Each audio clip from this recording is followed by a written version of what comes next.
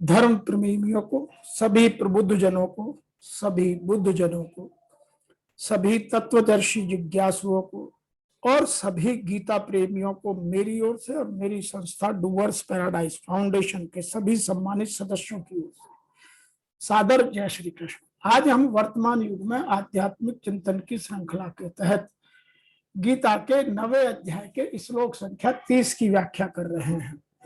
29वें श्लोक में भगवान ने अपने समत्व भाव का वर्णन तथा भजने वालों की महिमा का कथन किया और इस 30वें श्लोक में दुराचारी होने पर भी दृढ़ निश्चय एवं अनन्य भाव युक्त भगवत जन का महत्व बतलाया। कोई आदमी किन्हीं परिस्थितियों में कोई दुष्कृत्य कर सकता है, दुराचारी हो सकता है, किंतु यदि वह दृढ़ निश्चय कर ले और अनन्य भाव से भगवान का भजन प्रारंभ कर दे तो उसका भी महत्व है। ऐसे अजामिल, वाल्मीकि ऐसे उदाहरण भूतकाल में भी हमारे इतिहास में, हमारे धर्म शास्त्रों में मिलते हैं। इसी को ऋषि वेद व्यास जी ने यहाँ लिखा है, अपिचेत सुधार सुदुराचार भजते माम अनन्य भाग साधु एव सह मंतव्य सम्यक व्यवस्थिति ही सह। यहां भगवान कह रहे हैं अगर कोई दुराचारी से दुराचारी भी मेरा अनन्य भक्त होकर मेरा भजन करता है तो उसको साधु ही मानना चाहिए, कारण कि उसने निश्चय बहुत अच्छी तरह से कर लिया है। तो यह पावर ऑफ डिटर्मिनेशन की बात गीता हमें समझाती है। इसकी व्याख्या को थोड़ा सा और गहराई से समझने के लिए ऐसा भी कहा जा सकता है कि यदि कोई अतिशय दुराचारी भी, अतिशय मीन्स पराकाष्ठा वाला दुराचारी, अनन्य भाव से मेरा भक्त होकर मुझको भक्ता है तो वह साधु ही मानने योग्य है, क्योंकि वह यथार्थ निश्चय वाला है, अर्थात उसने इस बात का भली भांति निश्चय कर लिया है कि परमेश्वर के भजन के समान अब अन्य कुछ भी नहीं है। तो यहाँ ज्ञान योग और कर्म योग में बुद्धि की प्रधानता रहती है। इसका व्याख्या को थोड़ा सा गहराई समझिए कि ज्ञान योग और कर्म योग में बुद्धि की प्रधानता रहती है, इसलिए उनमें पहले बुद्धि में समता आती है। एषा ते अभिहिता सांख्ये बुद्धि योगे तुत्माशु। यह गीता के दूसरे अध्याय के 39वें श्लोक में स्पष्टता लिखा। बुद्धि स्थिर होने से मनुष्य स्थित प्रज्ञ कहलाता है, यह बात भी द्वितीय अध्याय में कही। ज्ञान और कर्म योग में बुद्धि व्यवस्थित एक निश्चय वाली होती है तो उसे बुद्धया विश्वयुक्ता कहा। और आगे व्यवसायत्मिका बुद्धि रेख है। व्यवसायत्मिका बुद्धि गीता के अध्याय 2 का 44वां श्लोक बखान करता है। तो बुद्धि व्यवस्थित होने से अहम सर्वथा नाश नहीं होता। बुद्धि व्यवस्थित होने से अहम का सर्वथा नाश नहीं होता, क्योंकि अहम बुद्धि से परे की चीज है। भूमिरा पानानलो वायु खम मनोबुद्धिरेव च अहंकार इतियम। जो गीता का 7वां अध्याय का 4था श्लोक है वह यह कहता है कि मुक्त होने पर भी अहम की सूक्ष्म गंध रह जाती है, जो बंधक कारण तो नहीं होती पर दार्शनिक मतभेद पैदा करने वाली होती है। परंतु भक्त योग में भगवान के अंश की प्रधानता रहती है। तो यहाँ ज्ञान योग कर्म योग से बड़ा भक्ति योग को बताने की फिर एक बार भगवान हमें व्यवस्थित करके समझाने की चेष्टा कर रहे हैं। इसलिए भक्त स्वयं व्यवस्थित होता है। भक्ति में भगवान स्वयं व्यवस्थित होता है। स्वयं व्यवस्थित होने से अहम सर्वथा नहीं रहता, क्योंकि स्वयं अहम से परे है। मन बुद्धि में बैठी हुई बात की विस्मृति हो सकती है, पर स्वयं में बैठी हुई बात की विस्मृति कभी नहीं हो सकती, क्योंकि स्वयं में जो बात होती है वह अखंड रहती है। इसलिए मैं भगवान का हूं और भगवान मेरे अपने हैं, यह स्वीकृति स्वयं में होती है, मन बुद्धि में नहीं। कारण यह है कि मूल में भगवान का अंश होने से स्वयं भगवान से अभिन्न है। बहुत गहनता के साथ समझने की बात है कि मूल में भगवान है और हम भगवान के अंश हैं। भगवान का अंश होने के कारण ही हम कभी भगवान से अभिन्न नहीं हो सकते। भगवान के सिवाय दूसरे के साथ अपना संबंध मानना ही भूल है, मोह है, बंधन है। वही जन्म मरण का कारण है जिसको हम स्वयं जन्मते हैं। संबंध हम स्वयं बनाते हैं, अदरवाइज अन्यथा हमारा संबंध तो भगवान से है। जब तक मनुष्य को अपने में कुछ बल, योग्यता, विशेषता दिखती है, तब तक वह अनन्य भक्त हो ही नहीं सकता, क्योंकि वह सोचता है कि यह तो मेरा बल है, यह मेरी योग्यता है, यह मेरी विशेषता है। अनन्य भक्त तभी होता है जब वह भगवान के सिवाय किसी अन्य के आश्रय में नहीं रहता, वह किसी का आश्रय नहीं करता, वही अनन्य भक्त है। तो यहां भगवान ने यह बात स्पष्ट रूप से कहने की, हमें समझाने की कोशिश की है। यदि मैं इसे और गहनता से वर्तमान के भाव में समझूं, तो वर्तमान में लोग ऐसा कहते हैं कि यदि अत्यंत दुराचारी भी अनन्य भाव से, अर्थात अन्य न, केवल परमात्मा, किसी अन्य वस्तु या देवता को न भजकर मुझे ही निरंतर भजता है, तो वह साधु मानने योग्य है।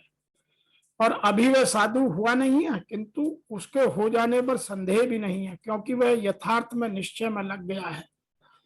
अतः भजन आप भी कर सकते हैं, बशर्ते आप मनुष्य हों, क्योंकि मनुष्य ही यथार्थ का निश्चय वाला है। गीता पापियों का उद्धार करती है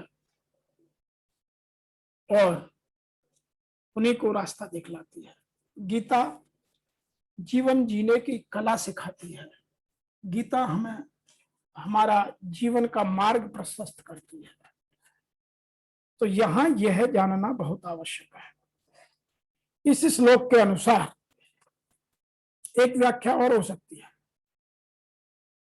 कि यहां सुदुराचार है,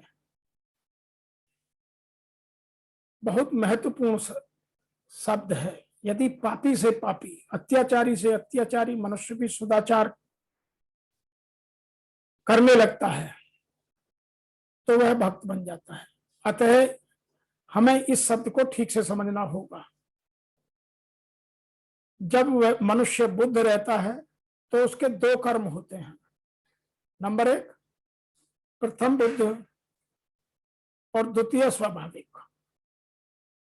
जिस प्रकार शरीर की रक्षा करने या समाज या राज्य के नियमों का पालन करने के लिए तरह तरह के कर्म करने पड़ते हैं, उसी प्रकार से बुद्ध जीवन के प्रसंगों में भक्तों के लिए कर्म करते हैं, जो बद्ध कहलाते हैं।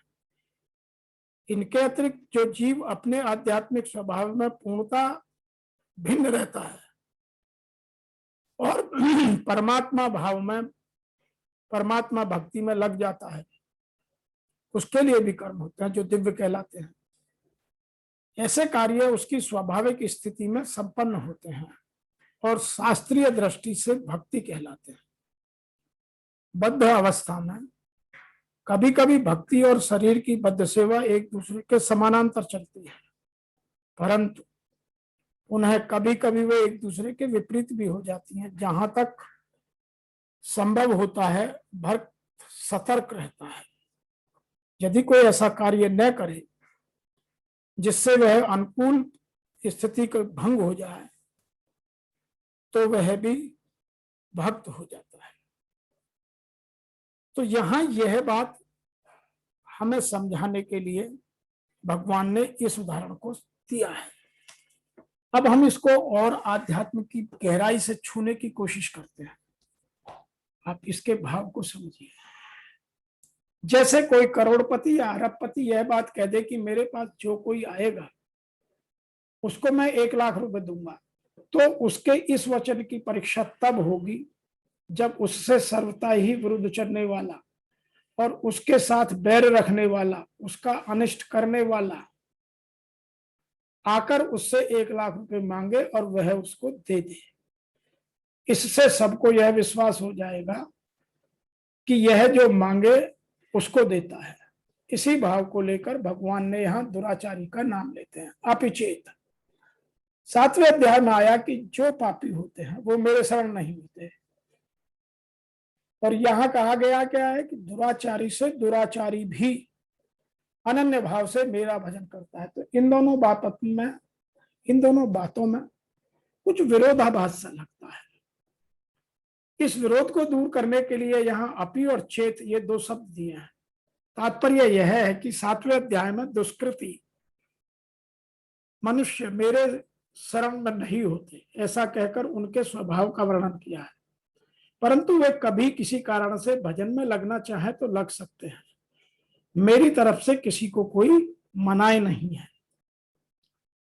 रामचरितमानस में भी यह प्रसंग आया है और बाबा तुलसीदास ने लिखा है, कोटि विप्र बदला गहूं जाहू, आए शरण तजऊन ताहू, सन्मुख होए जीव मोई जबहि, जन्म कोट अघ नास हित बही। कि यदि कोई करोड़ों ब्राह्मणों को मारकर और मेरी शरण में आ गया है तो मैं उसके उन सब पापों को मिटा देता हूं, क्योंकि उसको यह ज्ञान हो गया है। अब वह दुराचारी अज्ञानी नहीं रहा है और उसने मेरे अलावा किसी पर विश्वास नहीं किया है, क्योंकि मेरा किसी भी प्राणी के प्रति दोष नहीं है। ये बात प्रकट करने के लिए यहां अपि और चेत पद का प्रयोग किया है। आगे लिखा है, सुदुराचारो भजते माम अनन्य भाव। जो सुष्ठु दुराचारी और सांगोपांग दुराचारी अर्थात दुराचार करने में कोई कमी न करे, दुराचार का अंग उपांग न छूटे, ऐसा दुराचारी है तो वह अनन्य भक्त होकर मेरे भजन में लग जाए तो मैं उसका उद्धार कर देता हूं। यहां भजते क्रिया वर्तमान की है, जिसका कर्ता संगोपांग दुराचारी है। इसका अर्थ यह हुआ कि पहले वह कभी दुराचार करता था, वर्तमान में नहीं करता है। वर्तमान में वह अनन्य भाव से मुझे भजता है, तभी तो उसके दुराचार छूटेंगे, अन्यथा नहीं। अर्थात कभी कभी परिस्थिति में आकर पूर्व संस्कार बस उसके द्वारा पाप क्रिया हो सकती है। ऐसी अवस्था में भी यदि वह मेरा भजन करता है, कारण है कि उसका ध्येय, उसका लक्ष्य अन्य का नहीं रहा। उसका लक्ष्य अब धन संपत्ति आदर सत्कार सुख आराम आदि प्राप्त करने का नहीं रहा। उसका एकमात्र लक्ष्य अनन्य भाव से मेरे में लगने का है। अब यह शंका होती है कि ऐसा दुराचारी अनन्य भाव से भगवान के भजन में कैसे लगेगा। तो उसके लिए लगने में कई कारण हो सकते हैं। सबसे पहला, वह किसी आफत में पड़ जाए और उसको कहीं किंचित मात्र भी कोई सहारा ना मिले, तो ऐसी अवस्था में अचानक उसको सुनी हुई बात याद आ जाए तो वो भगवान के सहायक हैं और उनकी शरण में जाने से सब काम हो जाता है। यह तो एक अवस्था है। दूसरी अवस्था, जब कभी किसी ऐसे वायुमंडल में चला जाए जहां बड़े बड़े संत महापुरुष और हुए हैं और वर्तमान में भी हैं, तो उनके प्रभाव में उसमें रुचि पैदा हो जाए। अब तीसरी अवस्था, जिसमें वाल्मीकि अजामिल सदन कसाई पापी भी भगवान के भक्त बन चुके हैं और भजन प्रवास में उनकी विलक्षणता आई है। ऐसी कोई कथा सुन करके पूर्व का अच्छा संस्कार जाग उठे जो संपूर्ण प्राणियों में रहता है। मानस में इसके लिए भी कहा गया है, सुमति कुमत सबके उर रही, नाथ पुराण निगम अस कहें। कि प्रत्येक मानव शरीर में सुमति और कुमति रहती हैं, ऐसा साधुजन, पुराण और शास्त्रों के नियम ऐसा कहते हैं। नंबर 4, कोई प्राणी ऐसी आफत में आ जाए जहां उसके बचने की कोई संभावना नहीं रहती, पर वह बच गया। ऐसी घटना विशेष को देखने में उसके भीतर यह भाव पैदा हो गया कि कोई ऐसी विलक्षण शक्ति है जो ऐसी आफत में बचाती है, और वह विलक्षण शक्ति भगवान ही हो सकते हैं। इसलिए हमको भी भगवान के परायण हो जाना चाहिए। नंबर 5, उसको किसी संत के दर्शन हो जाएं और उसका पतन करने वाले दुष्कर्मों को देखकर उस पर संत कृपा हो जाए, जैसे वाल्मीकि अजामिल पर हुई। ऐसे कई कारणों से अगर दुराचारी का भाव बदल जाए तो भगवान के भजन में अर्थात भगवान की तरफ लग सकता है। बहुत सारे चोर, डाकू, लुटेरे, हत्या करने वाले, बदिक आदि भी अचानक बदलाव होकर के और फिर भगवान की भक्ति में लग गए हैं। ऐसी कथाएं पुराणों में कई हैं। अब यहाँ एक शंका और होती है, जो वर्षों से भजन ध्यान कर रहे हैं उनका मन भी तत्परता से भगवान में नहीं लगता, तो फिर दुराचारी से दुराचारी उसका मन भगवान में तैल धारावत कैसे लगेगा। यहाँ अनन्य भाग का अर्थ तैल धारावत चिंतन है, यह नहीं कि प्रत्युष। इसका अर्थ है न अन्य भजती, अर्थात वह अन्य किसी का भजन नहीं करता, उसका भगवान के सिवाय अन्य किसी का सहारा आश्रय नहीं रहता, केवल भगवान का ही आश्रय रहता है। जैसे पतिव्रता स्त्री केवल पति का चिंतन करती है, ऐसी बात नहीं कि वह हरदम पति की ही बनी रहती है, स्वप्न में भी वह दूसरों की नहीं होती। तात्पर्य यह है कि उसका तो एक पति से ही अपनापन रहता है। ऐसे ही उस दुराचारी का केवल एक भगवान से ही अपनापन हो जाता है और भगवान का आश्रय रहता है। यहाँ अनन्य भाग का शब्द का भी अर्थ ठीक से समझना होगा। होने में खास बात यह है कि भगवान का हूं और भगवान मेरे हैं, इस प्रकार अपनी अहंता को बदल लेना। अहंता परिवर्तन से जितनी जल्दी बुद्धि आती है, शुद्धि आती है, वह जप तप यज्ञ ध्यान आदि क्रियाओं से उतनी जल्दी शुद्धि नहीं आती। नोट करें यह बात। मैं सबसे निवेदन कर रहा हूं कि इस बात को कहीं लिख करके रखें। यह गीता के प्रमुख भावों में से, जो प्रमुख आधार हैं गीता के, उनमें से एक है कि अपनी अहंता को बदल लेना शुद्धि का मार्ग में प्रशस्तता लाता है। अहंता परिवर्तन से जितनी जल्दी शुद्धि आती है उतनी जल्दी शुद्धि जप तप दान यज्ञ आदि क्रियाओं से भी नहीं आती। अतः अहंता परिवर्तन के लिए 3 बातें हमें ध्यान रखनी चाहिए। गीता को इसीलिए आध्यात्म से पढ़ना चाहिए, आध्यात्म ही हमारी अहंता को खत्म कर सकता है। वो क्या चीज है? सबसे पहली बात है अहंता को मिटाना, मैं और मेरेपन को खत्म कर देना। ज्ञान योग से अहंता मिट जाती है, जिसमें जिस प्रकाश में अहम मैंपन का भान होता है वह प्रकाश मेरा स्वरूप है, और एक देशीय रूप में प्रतीत होने वाला अहम मेरा स्वरूप नहीं है। कारण यह है कि अहम दृश्य होता है और जो दृश्य होता है उसका अपना स्वरूप नहीं होता। इस प्रकार दोनों विभाजन करके व्यक्ति मात्र स्वरूप में स्थित हो जाने से अहंता मिट जाती है।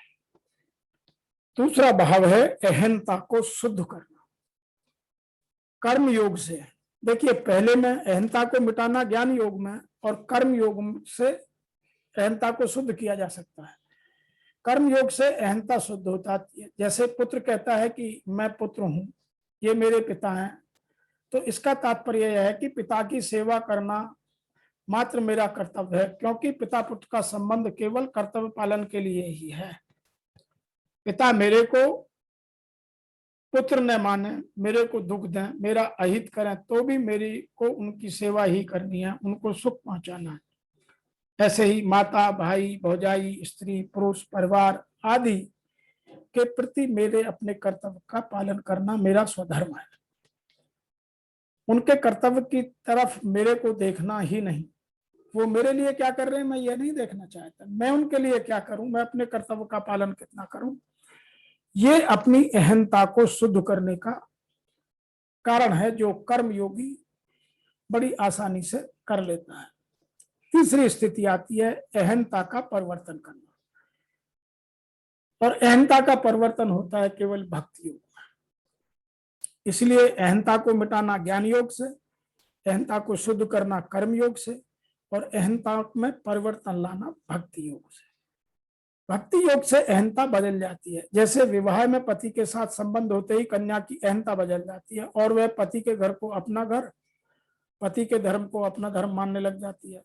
वह पतिव्रता अर्थात एक पति की हो जाती है। तो फिर माता पिता सास ससुर आदि किसी की भी नहीं होती। इतना ही नहीं, वह अपने पुत्र और पुत्री की भी नहीं होती, क्योंकि जब वह सती होती है तो उसके पुत्र पिता पुत्री माता की स्नेह की परवाह नहीं करती।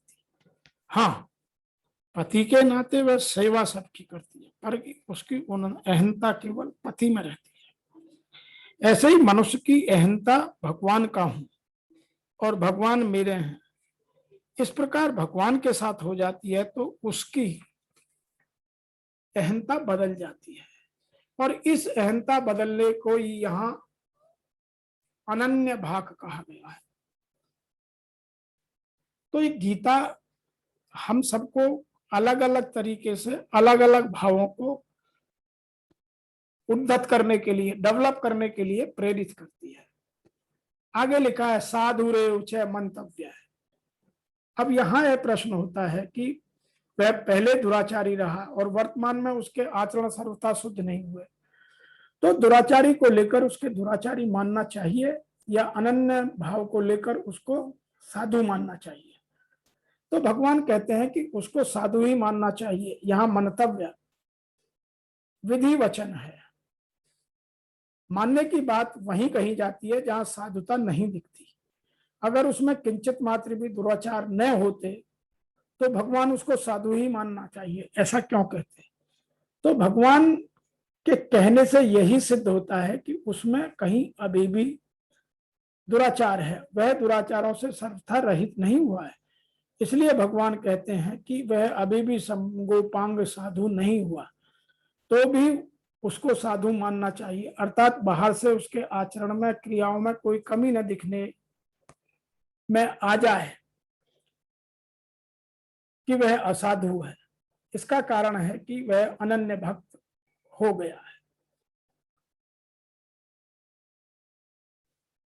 उसको साधु ही मानना चाहिए, इसके पीछे एक और भाव है। ऐसा भगवान को क्यों कहना पड़ रहा है? कारण है कि लोगों में यह रीति है कि वे किसी भी भीतरी भाव को न देखकर बाहर से जैसा आचरण दिखे वैसा ही उसको मान लेते हैं। जैसे एक आदमी वर्षों से परिचित है, अर्थात भजन करता है, अच्छे आचरणों वाला है, ऐसा 20-25 वर्षों से जानते हैं, पर एक दिन देखा कि वह रात्रि के समय एक वेश्या के यहाँ से बाहर निकल रहा है, तो उसे देखते ही लोगों के मन में आता है कि देखो, हम तो इसको बड़ा अच्छा मानते थे, पर यह तो वैसा ही है, यह तो वेश्यागामी है, यह तो वैसा नहीं है जैसा हम मानते थे। ऐसा विचार आते ही उसके अच्छेपन का भाव था वह उड़ गया। जो कई दिनों से श्रद्धा भक्ति की थी वह सब उठ जाती है। इसी तरह जो लोग वर्षों से किसी व्यक्ति को जानते हैं कि वह अन्यायी है, पापी है, दुराचारी है, और वहीं एक दिन गंगा तट पर स्नान किए हुए हाथों में गोमुख लिए बैठा है, तो उसका चेहरा बड़ा प्रसन्न होता है। उसको देखकर कोई कहता है देखो भगवान का भजन कर रहा है, बड़ा अच्छा पुरुष है। तो दूसरा कहता है अरे तुम इसको नहीं जानते, मैं जानता हूं, यह तो ऐसा है वैसा है, कुछ नहीं है, केवल पाखंड करता है। इस प्रकार भजन करने पर भी लोग उसको वैसा पापी मान लेते हैं। और उधर साधन भजन करने वाले को भी वैश्या के घर से निकलते देखकर खराब मान लेते हैं। उसको न जाने किस कारण से वैश्या ने बुलाया था, क्या पता कि उस पर दयावश होकर वैश्या ने शिक्षा देने के लिए गया हो, उसके सुधार के लिए गया हो, उसकी तरफ दृष्टि नहीं जाती। जिनका अंतःकरण मैला है वे मैलेपन की बात करते हैं, और मैलेपन की बात करके वे अंतःकरण को और मैला कर लेते हैं। इस अंतःकरण मैलापन की बात को नहीं पकड़ता। उपर्युक्त दोनों प्रकार की बातें होने पर भी भगवान की दृष्टि में मनुष्य के भाव पर ही रहती है, आचरणों पर नहीं। मनसा वाचा कर्मणा। यहां मानस में एक बहुत बढ़िया बात कही है, रहते न प्रभु चित चूक किए की, करत सुरत सिय बारहिए की। भगवान भाव के ग्राही हैं, उन्हें और कुछ नहीं चाहिए। आगे लिखा है समंगयो वसतो ही से।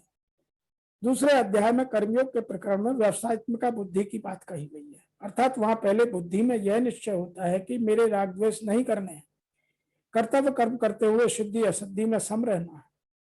अतः कर्मयोग बुद्धि की व्यवसायत्मिका होती है और यहाँ कर्ता स्वयं व्यवस्थित है, सम्य अज्ञ व्यवस्थित है कि मैं भगवान का हूं।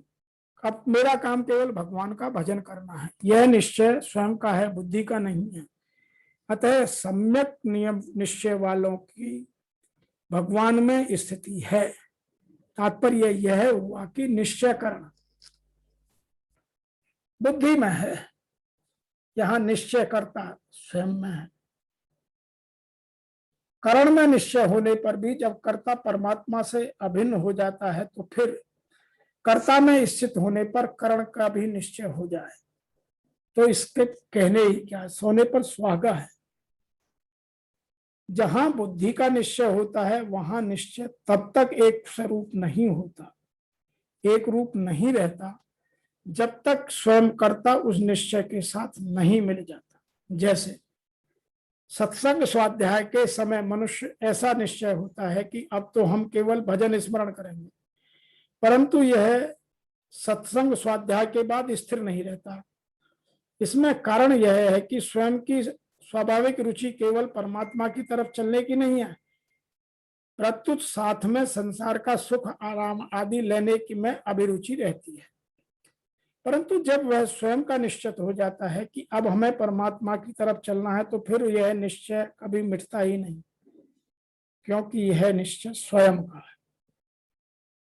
जैसे एक और उदाहरण, कन्या का विवाह होने पर अब मैं पति की हो गई, अब मेरे को पति का घर का काम ही करना है, ऐसा निश्चय स्वयं कन्या करती हो जाने से वह भाव मिट जाता है। इस कारण कि हम स्वयं को ही पति मान लिया। ऐसे ही जब मनुष्य यह निश्चय कर लेता है कि मैं भगवान का हूं और अब केवल भगवान का ही काम करना है, भगवान का ही भजन करना है, भजन के सिवाय और कोई काम नहीं, किसी काम से कोई मतलब नहीं, तो यह निश्चय स्वयं का होने के लिए सदा का या सदा के लिए पक्का हो जाता है, वह कभी मिटता नहीं है। इसलिए भगवान कहते हैं कि साधु ही मानना चाहिए। केवल मानने की बात ही नहीं, स्वयं का निश्चय होने में वो बहुत जल्दी धर्मात्मा बन जाता है। क्षिप्रम भवति धर्मात्मा। भक्ति योग की दृष्टि से संपूर्ण सद्गुण सदाचार, मैं दोबारा इस बात को एक बार पुनः कहता हूं, भक्ति योग की दृष्टि से संपूर्ण दुर्गुण दुराचार भगवान की विमुखता पर टिके रहते हैं। जब प्राणी अनन्य भाव से भगवान के सम्मुख होता है तब सभी दुराचार स्वयं मिट जाते हैं। तो यहां यह बात समझना बहुत आवश्यक है कि जब आदमी स्वयं दृढ़ निश्चय कर लेता है तो फिर उसमें बदलाव नहीं आता, और जब परिस्थितियों के कारण या किसी ज्ञान के कारण अपने में बदलाव लाना चाहता है तो वह कभी कभी बदलता नहीं है, क्योंकि मन बहुत चंचल है, वह उठा करके फिर संसार की भोगों की ओर या संसार के संबंध की ओर खींच लेता है। और जब स्वयं निश्चित करता है तो मन का काम खत्म हो जाता है, तब वह विवेक से जागृत होकर यह बात मान लेता है कि मैं भगवान का हूं और मुझे भगवान का ही भजन और भगवान के ही काम करना है। तो इस बात को मैं यदि इंग्लिश में कहूं, if one is even very evil life worship me, restoring to none else, he must indeed be deemed righteous, for he is rightly resolved. Some people are explaining in a different manner. Even if the most evil of persons worship me single-mindedly, the underlined word is single-mindedly, he should be thought of as righteous person because his resolve is correct. Now he have improved himself. तो गीता के 30वें श्लोक में जो आदमी की स्वयं का निर्णय है, जो निश्चय बुद्धि है, डिटर्मिनेशन है, दृढ़ संकल्प है, स्ट्रॉन्ग विल पावर है, उसकी बात यहां कही गई है। अतः अपने आध्यात्म को मजबूत करने के लिए हमें अपनी विल पावर को बहुत स्ट्रॉन्ग बनाना होगा। भगवान हमें वर्तमान युग के सभी गीता में विश्वास रखने वाले युवा वर्ग को, वह युवक हो या युवती हो, सबके लिए यह प्रेरणा देते हैं कि स्ट्रॉन्ग डिटर्मिनेशन इज रिक्वायर्ड। तो आज के इस 30वें श्लोक की व्याख्या में इतना ही। आप सबको मेरी ओर से और मेरी संस्था डूअर्स पैराडाइज फाउंडेशन के सभी सम्मानित सदस्यों की ओर से आप सभी को सादर जय श्री कृष्ण। ओम नमो भगवते वासुदेवाय नमः।